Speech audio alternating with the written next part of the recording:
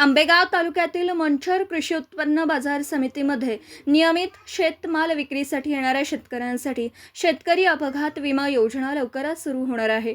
या योजनेस महाराष्ट्र शासनाने त्वरित मंजुरी दिली असून सहकार पणन व वस्त्रोद्योग विभागाने याबाबतचं पत्र जारी केलं आहे, अशी माहिती राज्याचे माजी सहकार मंत्री दिलीप वळसे पाटील यांनी दिली। मंचर कृषी उत्पन्न बाजार समितीच्या प्रस्तावाला शासनाने हिरवा कंदील दाखवत महाराष्ट्र कृषी उत्पन्न पणन अधिनियम 1963 मधील तरतुदीनुसार योजनेस पूर्व मान्यता दिली आहे। सर्व अटी व शर्तींची पूर्तता झाल्यानंतर योजनेला अंतिम मंजुरी देणारे सविस्तर आदेश स्वतंत्रपणे जारी करण्यात येणार आहेत। या निर्णयामुळे मंचर बाजार समितीत शेतमाल विक्रीसाठी येणाऱ्या शेतकऱ्यांना अपघात विमा संरक्षणाचा लाभ मिळणार असून शेतकऱ्यांच्या हिताच्या दृष्टीने हा महत्त्वपूर्ण निर्णय असल्याचं दिलीप वळसे पाटील यांनी सांगितलं। योजनेमुळे बाजार समितीत येणाऱ्या शेतकऱ्यांना अधिक सुरक्षितता, आर्थिक आधार मिळण्यास मदत होईल। समर्थ गावकरी न्यूज नेटवर्कसाठी प्रतिनिधी सदानंद शेवाळे, मंचर। आपल्या भेटीच्या वेळेला कृषी उत्पन्न बाजार समिती मंचर यांनी शेतकरी अपघात विमा योजना सुरू करण्यासाठी शासनाची परवानगी मागितली असं मी आपल्याला सांगितलं। तर मला आज हे सांगायला आनंद आहे की या मार्केट कमिटीने पाठवलेल्या प्रस्तावाला महाराष्ट्र शासनाने 24 जुलै 26 रोजी मान्यता दिलेली आहे। याबाबतचे अंतिम आदेश पणन संचालकांकडे आता एकदा सचिव मंत्री यांच्या सह्या झाल्यानंतर हा शासनादेश निर्गमित झालेला आहे। त्याची कॉपी देखील तुम्हाला आम्ही देणार आहोत। हा एक मुद्दा आहे।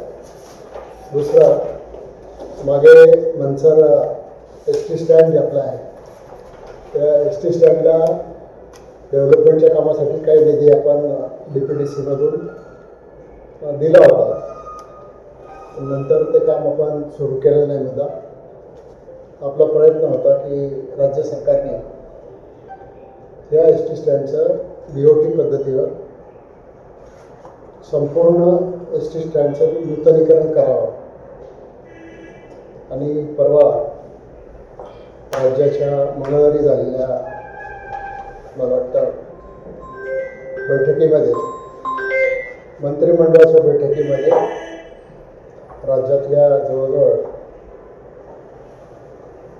150 पेक्षा जास्त प्रकल्पांना महाराष्ट्र सार्वजनिक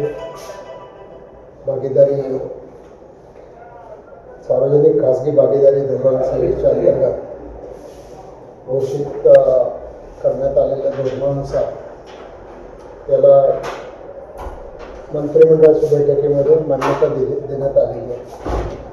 त्यामुळे तुम्ही आता बारामती किंवा सिन्नर किंवा इंदापूर वगैरे ST स्टँड पाहिली असतील, त्याच्यासारखं अतिशय अद्ययावत असं संपूर्ण ST स्टँडचा जो परिसर आहे तो मंजूर करण्यासाठी जे एकूण जे प्रकल्प आहे त्याच्यामध्ये आपला मंचर बस स्टँड आंबेगाव याला मंत्रिमंडळाने मान्यता दिलेली आहे। ही एक चांगली बातमी तुम्हाला सांगायची होती। त्याच्या देखील आता ही मंत्रिमंडळाचे काही कॉन्फिडेन्शियल पेपर्स असतात ते माझ्याकडे पण नाही आहे, पण तरतूद नाही। आता हे BOT पद्धतीवर जाहिरात काढणं, बिडर्स येणं, जो जास्त महसूल त्याच्यामध्ये देईल, जो अतिशय चांगला त्याचा करेल, तर वर्षानुवर्ष मग ST स्टँडला खड्डे पडले, अपघात झालं, पाणी नाही प्यायला, टॉयलेट नाही, हे नाही ते नाही, हा प्रश्न कायमस्वरूपी मिटून जाणार आहे। तर तालुक्याच्या विकासाच्या दृष्टिकोनातून बऱ्याच दिवसापासून माझ्या मनात असलेली ही एक गोष्ट पूर्ण होती। नवीन ST स्टँडचा आराखडा कसा असणार आहे? तो आराखडा आता ST महामंडळातर्फे तयार केला जाईल आणि म्हणून मी तुम्हाला सांगितलं की जर आता नवीन झालेली याच योजनेखाली नवीन झाली ST स्टँड जर तुम्ही पाहिली असतील, सिन्नरचं तुमचे बऱ्याच लोकांनी पाहिलं असेल, बारामती आहे, इंदापूर आहे. तर त्या उच्च दर्जाचं स्टँड, शॉपिंग कॉम्प्लेक्स आणि बाकीच्या सगळ्या गोष्टी तिथं तयार होतील. नजीकच्या काळात ते पूर्ण करायचा आपला प्रयत्न आहे. एवढ्या 2 गोष्टी मला सांगायच्या होत्या, बाकी अन्य काय नाही. धन्यवाद.